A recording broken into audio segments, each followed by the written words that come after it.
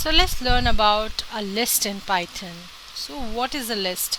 List is a type of data in Python which represents values that are mutable at a future point in time.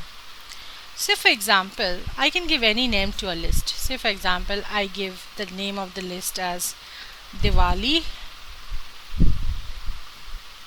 2022, right? And I give the name as firecrackers because that's what um, one of the most significant thing in Diwali. I can give the name as Rangoli because that's what we do during Diwali. We make lovely colorful rangolis. Then we eat a lot of sweets and we light a lot of diyas and we wear new clothes and we buy lots and lots of gifts. So this is all about the list. So I have given a lot of characters and I can also pass an integer here. I will just mention 2022 so that this also goes into the values of the data types. Now I run it and then I call Diwali and I just hit tab. It will automatically come.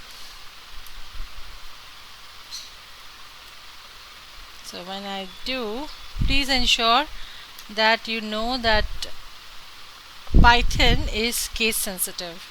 So please be always very mindful of that.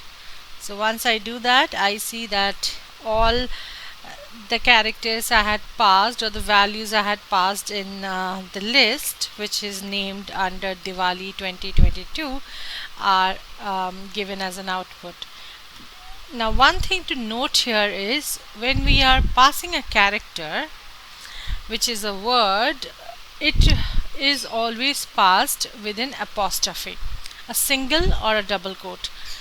Whereas an integer, which is 2022, does not need any quotation, right? So this is one of the major difference between an integer and a character.